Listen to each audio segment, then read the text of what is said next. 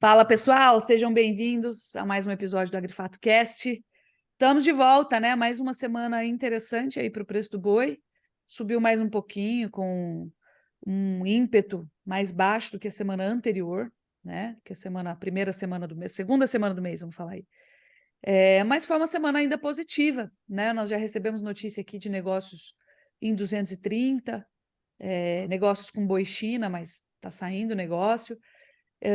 E um ponto interessante é que esse movimento ele veio alinhado com a redução da duração das escalas de abate, que hoje no Brasil estão em torno aí de 7 dias úteis, então é um dia a menos do que em relação à semana passada. Muito interessante o movimento, né? Então a gente vê mesmo um enxugamento de oferta, tá bom? O mercado aí se comportando de maneira sazonal finalmente, e isso refletindo de fato sobre os preços, tá? Hoje nós identificamos aqui frigoríficos buscando oferta já para a segunda semana de outubro. Então, aquele negócio de outubro inteiro, lotado, escalado, é relativo, né? Então, a gente está vendo aqui muita gente já buscar animais para a segunda semana de outubro. Então, isso é interessante. Reforça aí que talvez o boi continue firme, subindo. Só que, assim, eu acho que tem um ponto muito importante. A alta, para ela ter validade e ser duradoura, ela precisa ir em linha com o que o consumidor pode arcar, né, pagar. E a gente tem um consumo extremamente baqueado. Então, altas muito fortes, elas tendem a ser muito voláteis e correr o risco de perder esses novos patamares de maneira muito fácil. Então, se o boi continuar subindo devagarinho, de golinho, enxugando oferta, e perdendo escala enquanto esse movimento acontece, isso vai ser saudável, isso vai ser muito bom, né?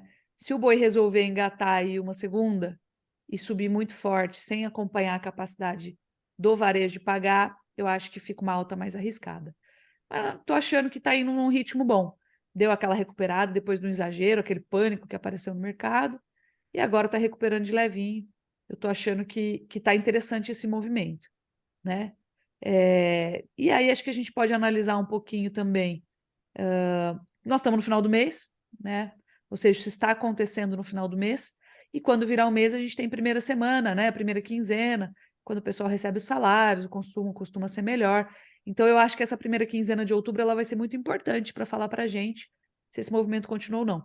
Na minha visão, e eu gosto sempre de arriscar, mesmo sob o custo de poder errar, né? O risco de poder errar, eu acho que esse movimento ele continua aí mais ou menos até dezembro, devagarzinho, algumas perdas, alguns ganhos maiores, uma valorização aí que pode levar o boi de volta a uns 250, talvez, conforme for enxugando essa oferta, né?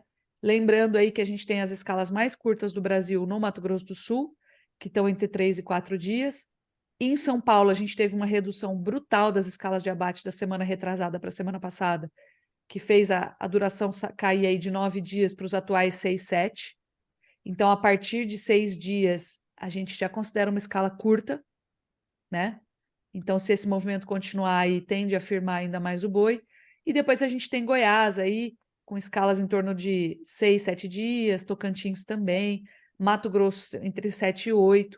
Então, você vê, a escala de abate caiu bastante em nível Brasil e nos principais estados produtores, né, fornecedores aí.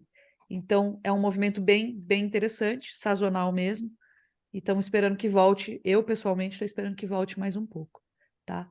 Agora, queria trazer a Laurinha aqui para falar um pouquinho do que ela está observando de reposição. A Laura, que chegou de férias ontem à noite, hoje de manhã já estava batendo prego aqui com a gente. E falar um pouquinho de mercado futuro também, né, Laurinha? Conta aí com esse bronze todo de Fernando de Noronha. O que você traz de novidade para gente? É isso aí. E até um ponto que você falou que eu achei muito interessante em relação a essas altas que estão ocorrendo tanto no mercado físico quanto no futuro, né? Hoje o que a gente observa é que as margens dos frigoríficos estão ficando menos interessantes do que eram ali há um mês atrás, né? A gente chegou a ver as margens, né? Assim, é claro que cada indústria tem a sua margem, então a gente faz uma correlação aqui, que é o spread entre a carcaça casada e o boi gordo, que nos dá uma percepção em relação a se as margens estão mais positivas ou nem tanto, e a gente chegou, através desse cálculo aí, há um mês atrás, em mais de 15%, que foram os melhores níveis aí que a gente viu nos últimos anos, né? E agora, com essa valorização do boi, e até houve uma valorização da carcaça casada também na última semana, até um movimento atípico, né, para final de mês, a gente historicamente não observa tanto essa valorização, mas ela ocorreu, os spreads agora estão ficando um pouco mais restritos. A gente está vendo esse spread hoje na casa de 2,9% aí, já reduzindo um pouco, ou seja, as margens da indústria não estão tão positivas. Então, falando muito em relação ao que você comentou, né, de beleza, o boi está valorizando, isso é ótimo para a gente, mas tudo tem um limite também, porque tem que valorizar num nível que dê escoamento também para o mercado interno, que é o nosso maior consumidor aí. E aí, falando já nessa valorização, né, a gente observou no mercado físico, aqui segundo o nosso indicador, uma alta na última semana de 5,95%, então uma valorização de quase 6%, muito significativa para o boi no físico e também no mercado futuro. Hoje, no mercado futuro, a gente vê as cotações aí terça-feira, dia 26, às 10h30, para o outubro, a 239, novembro, 240,50, dezembro, 242. Se a gente olha em relação à semana passada, quanto oscilou aí, nós observamos alguns contratos como outubro, novembro, com uma valorização perto dos 5% também. Então, tanto o mercado físico quanto o futuro muito em linha, no sentido de estarem mais otimistas, né? Escalas encurtando, demanda um pouquinho mais aquecida aí e oferta mais restrita está trazendo esse conjunto para a gente. Porém, para a reposição, o cenário não foi tão positivo assim, favorecendo inclusive para quem precisa de adquirir, né? Quem quer comprar esses animais.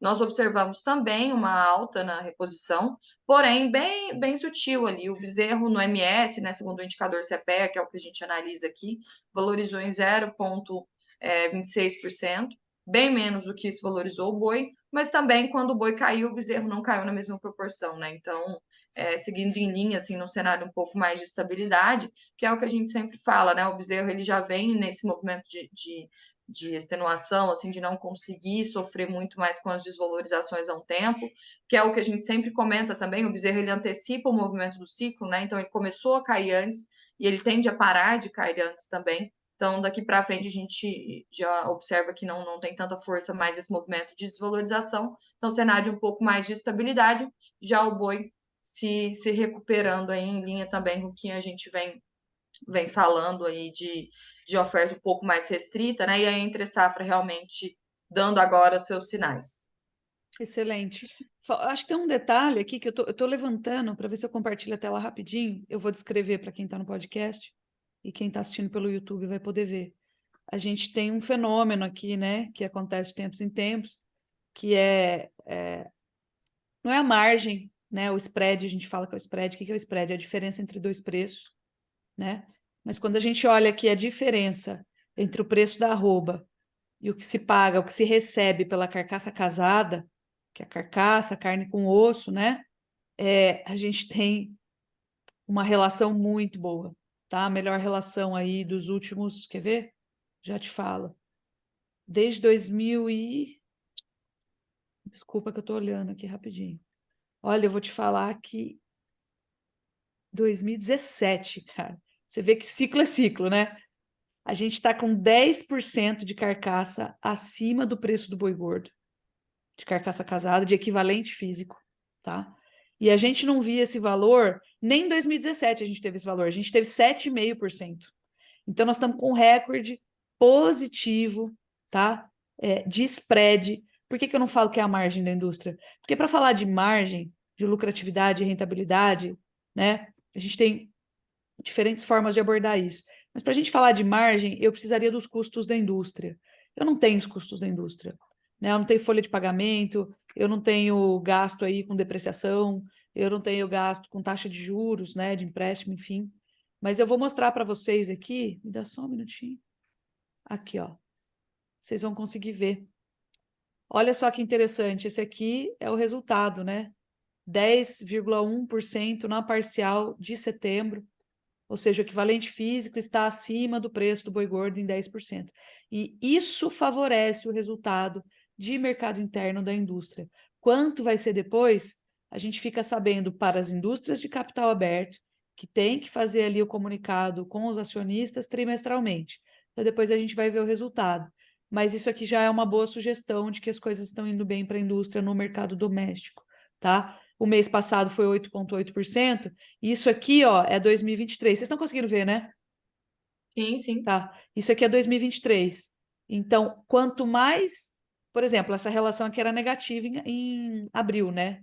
Ou seja, como que o cara vende a carne mais barata, a carcaça, e compra a roupa mais cara e paga essa conta? Depois, né, vende couro, sebo, miúdos, subprodutos. Aí ele vai fazendo essa conta ficar positiva. Mas o fato é que quanto menos negativa ou mais positiva, melhor a conta é. E vocês estão vendo que essa conta inverteu depois da queda do boi, mesmo considerando já a recuperação parcial aqui, né? E quando a gente olha no longo prazo, ó, isso aqui é 2023, 2022, né? Você vê que 2021, 2022, 2020 foram anos negativos, quando o preço da matéria-prima precisou subir e a carne não acompanhou, e agora a indústria provavelmente vai refazer suas margens. Então, é aquela famosa transferência de margem que acontece por conta do ciclo pecuário. Quando falta oferta, o boi tem que subir e acabou, né? E quando sobra oferta, o boi tem que cair, a indústria rever suas margens perdidas de mercado doméstico ao longo da fase de alta. Então, vocês veem, ó, 2017, 18 foram anos de fase de baixa, e justamente foi quando a gente teve margens positivas também. Então, só para vocês entenderem, quem está ouvindo o podcast vai entender também, porque a gente veio fazendo, eu vim falando de uma forma descritiva, mas o que a gente tem hoje é recorde aqui absoluto, tá bom? Para o spread, positivamente a indústria, e aí eu já sei como que vão vir os comentários aqui nesse vídeo, nesse áudio depois, né? Eu sei da crítica aí que o pessoal tem ao oligopsônio dos frigoríficos, tá bom? E basicamente é isso. O que a gente deve esperar aí para a semana que vem? Eu acho que o mercado continua mais firminho, virando aí o mês para início de mês recebimento de salários, né? Considerando que tem uma margenzinha, inclusive, para a indústria queimar em cima desse spread aqui de varejo, falando de atacado para compra de matéria-prima, né? Falando do spread, tem uma margenzinha para a indústria queimar aí, tá bom? Então eu acho que tem espaço para o boi subir, mais um tequinho, se precisar, se faltar oferta, de uma forma saudável. E aí queria atentar agora para o mercado de grãos, né? Falar um pouquinho aí do mercado de grãos, o que vocês estão vendo, meninos, quais são as novidades da semana, esse calor aí que chegou. Cara, o meu irmão tava muito calor lá na fazenda, né? 47 graus, estava me contando que deu lá uma crise de curso nos bezerros. Então, debaixo do calor de 47 graus, tendo que fazer sonda nasogástrica aí para passar água e corta curso para os bezerros. Todos os bezerros nascendo tudo ao mesmo tempo, tendo que tratar nesse calor. Falei, cuidado para não desidratar você. E aí, como é que tá esse calorão aí em cima da parte agrícola? O que vocês me trazem de bom ou não? Tá querendo.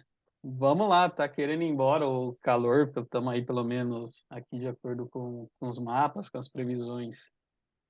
Essa onda de calor que foi durante o fim de semana, esses últimos dias, ela perde um pouco de força, sim, mas temperatura alta vai continuar.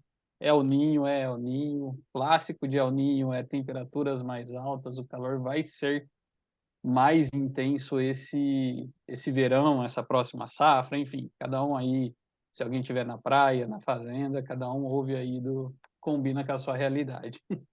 Mas chuvas ainda não voltaram aí com regularidade, até uma percepção dos modelos trazendo algumas divergências, né? Um modelo europeu colocando principalmente agora para o horizonte de 7 dias, a gente vai ter chuvas aí a partir do dia 27, 28, até meados do dia 4, 5 de agosto.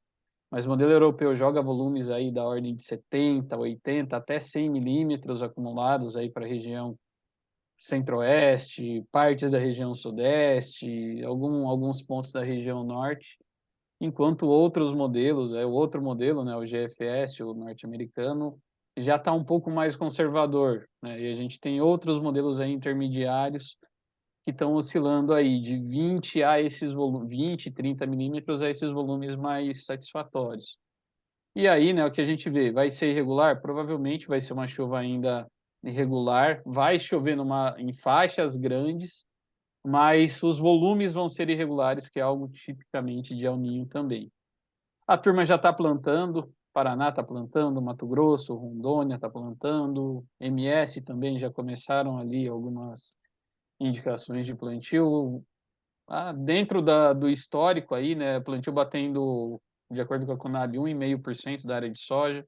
Nada preocupante, né? O que fica de sinal de alerta mais para frente é essa consolidação das chuvas, né? Se elas vão vir mesmo a partir aí de outubro, se vai ter uma regularidade maior, uma regularização necessária, porque não só define calendário de soja, como também define calendário do milho ano que vem. Então, esse é um ponto aí que chama a atenção para quem está decidindo agora também, olhando mercado de milho para o ano que vem, que tem aí as primeiras indicações, né? A conta do milho está mais apertada, fertilizante não está dando muito espaço, muita margem, está bem estreita a conta, e por enquanto há uma indicação de redução de área plantada e vamos ver como que esse calendário vai se desenvolver e isso vai mexer um pouco também com a decisão do agricultor. Se tiver calendário e às vezes a margem está ali fechando no 0 a 0 ou alguma outra condição mais pessimista, mesmo tendo calendário, o agricultor tem conta para pagar, tem financiamento e talvez ele use disso como uma forma de fazer seus ativos rodarem aí. Mas olhando para o mercado especificamente, né, no momento, a gente teve aí uma esticada do milho em torno aí de R$ 2 a saca, praticamente aí em 2 dias. É um movimento O atrelado aí mercado à sentiu, exportação. né? O mercado sentiu.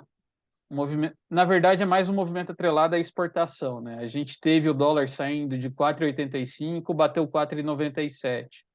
A gente teve Chicago com uma leve recuperação também na semana passada por conta de México comprando dos Estados Unidos, uma compra robusta e interessante. E os prêmios de exportação que estão fortes justamente porque o mercado está comprando o Brasil. Então, essa demanda por exportação, ela está jogando aí, né? Está abrindo aí um movimento, um momento interessante para a precificação. Foi uma combinação de fatores que trouxe isso, né? Combinação de Chicago, dólar e prêmio. Por enquanto, o mercado tem sustentação para esses patamares, né? Para milho, mas tem fatores aí externos, né? Está tendo movimentação lá no Mar Negro, os portos da Ucrânia estão conseguindo fazer alguma movimentação de grãos, inexpressivo, mas é um sinal de que a gente pode ter alguma novidade, talvez aí no curto prazo, em relação à Ucrânia, que possa ser negativa para a nossa competitividade com o milho. Da mesma forma, Estados Unidos está colhendo, o frete está caro pela questão logística, Rio Mississippi, mas a partir de novembro esse mercado começa a ficar um pouco mais competitivo. Então, essa janela agora, outubro principalmente, aí, né, é momento que tem que ficar atento, né, a essa decisão. Os fundamentos do milho, de certa forma, são mais pesados, né? Não abre margem para tanta valorização, né, para movimentos expressivos de alta, mas os fatores externos, né, principalmente aí em relação à oferta, podem trazer sustentação para esse mercado. Então, temos aí que olhar essa combinação de fatores. O mercado está, sim, relativamente mais firme para o milho, enquanto que para a soja a gente vê aí com maior debilidade, né? Safra colhendo nos Estados Unidos, os reportes ainda variáveis, está abrindo, né, possibilidade aí de uma correção negativa de produtividade para a safra norte-americana. Só que final de semana agora, dia 29, o USDA lança um relatório trimestral sobre definição de área plantada nos Estados Unidos, então isso acaba de alguma forma trazendo aí uma possibilidade de alteração, de compensação nesses números de produtividade que vai refletir aí no tamanho da safra dos Estados Unidos. China vem comprando bem devagar a soja, não está aí com uma afobação, tem feriado aí na China também para essa semana. Então, China provavelmente aí vai continuar nesse banho-maria, dando esse banho de Maria no mercado, talvez esperando aí um avanço maior da safra norte-americana, ter mais oferta, ter mais disponibilidade, e ter uma percepção mais clara de como vai desenrolar o plantio da safra brasileira. Então, por enquanto, um mercado para a soja muito mais moroso, né? Muito mais aí um viés mais sufocante aí para preço, mas para o milho ainda uma firmeza maior e uma possibilidade, sim, de escalar patamares mais altos, mas temos atenção à concorrência externa e calendário da nossa safra de soja que pode aí trazer uma pressão de liquidação para o milho no final do ano. Então temos aí múltiplos fatores atuantes aí num cenário de oferta que ele está mais evidente no mercado nesse Lembrando momento. que a gente emitiu recomendação, principalmente para o milho, mas a gente emitiu recomendação de compra de milho, foi quando mesmo? Toda semana a gente solta ali indicações de compra, de venda, mas para compra de milho, a gente vem recomendando aí, né, que a gente enxergava o fundo de preço lá em agosto, julho, Isso. já na colheita, Em julho eu que lembro já bem. vinha já dando esses sinais, né?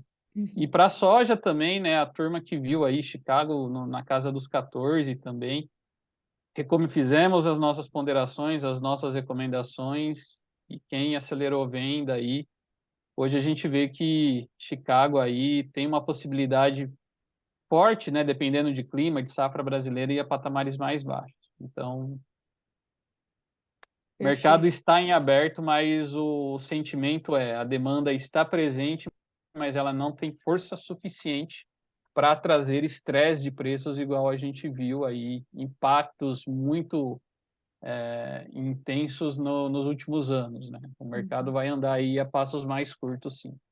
Perfeito. Na verdade, eu queria terminar aí com as impressões do Rodrigo sobre fundos, posicionamento dos fundos e mercado futuro, pontos aí pontos a se ultrapassar, se a gente pode mais, o que que tem de resistência e suporte. O que que você me fala, Rodrigo? Vamos lá, Lígia. Bom, mercado aí, o reporte do USDA no dia de ontem, colheita norte-americana atingiu para o milho 15% da área, né, até 24 de setembro, para a soja 12% da área. Essas referências estão acima do ano passado e para esse período do ano, né, com a entrada da safra norte-americana, na média, depende muito da janela que a gente está observando, nós tendemos a ter um fundo de preços, tanto para a soja e para o milho em Chicago, né? Geralmente entre outubro e novembro, de novo, depende da janela observada. Se a gente alonga essa janela temporal, nós temos esse movimento de preços com um viés mais negativo. E o movimento de preços é esse em Chicago no momento, tanto para a soja quanto para o milho. Para a soja, o contrato mais líquido, o novembro, hoje ele voltou a testar os $13 o bushel, mas já voltou, agora na tela negociando a $12,96 o bushel, agora 10h47 da manhã, seguindo em tendência de baixa no curto prazo, e tem um suporte de preços importante em $12,82 o bushel, que foi o fundo de 8 de agosto. Para o milho, o cenário também é baixista, né? Ele já vem em tendência de baixa, no curtíssimo prazo lateralizado, né? Dentro de uma congestão de preços. Na tela, o dezembro agora a $4,80 o bushel, também trabalhando abaixo da média de 20 no curto prazo, que é a média que a gente olha para a tendência. E o report do CFTC em linha com esse movimento de preços, né? Que saiu na última sexta-feira, o milho, os fundos estão com maior saldo vendido, observando futuros e opções em derivativos de milho dos últimos 3 anos, desde meados de agosto de 2020. Uma Caramba. posição líquida vendida de 144.815 contratos. Para a soja, para o complexo soja, na verdade, o saldo é positivo, mas eles vêm reduzindo bastante essa posição líquida comprada. Para a soja agora está em 45 mil, soja grão, né? 45.832 contratos comprados, observando futuros e opções. E o mesmo movimento é observado tanto para o farelo quanto para o óleo. Esse saldo comprado ele vem reduzindo, então muita atenção nesse movimento de preços. Ainda falando do mercado em Chicago, um direcionador importante para essa semana é um relatório que sai nessa sexta-feira do Acreage, um report diária, talvez o USDA traga um ajuste diária área plantada, área colhida. Já tivemos um ajuste no último report mensal de setembro do USDA. Então, vamos ver, né? O anterior foi no final de junho, foi uma surpresa, né? O mercado não estava esperando a forte redução de área para a soja que nós tivemos. Então, muita atenção nesse relatório de área e estoques trimestrais que ele vai ser divulgado na sexta-feira. Agora, a nível Brasil, como o Stefan pontuou, para o milho a gente teve uma recuperação nesses últimos dias, né? Tanto no físico quanto nos futuros, na B3. O contrato vigente agora é o novembro, ele vence lá no dia 16 de novembro. Na tela agora 57,83. Ontem ele fez um importante movimento de alta.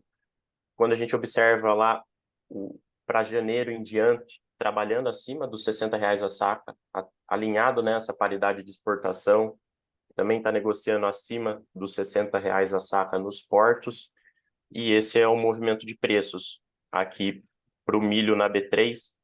Apesar dessa pequena puxada nos últimos dias, ele está dentro de uma congestão de preços. Para o novembro, como eu reportei ele agora na tela 57,85, tem uma faixa de suporte importante entre 56,25 e 56,50.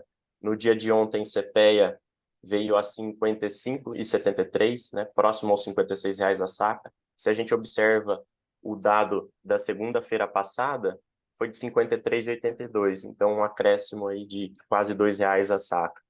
E para a soja, CPEA, indicador Paranaguá, no dia de ontem, 144,94, base Porto, né?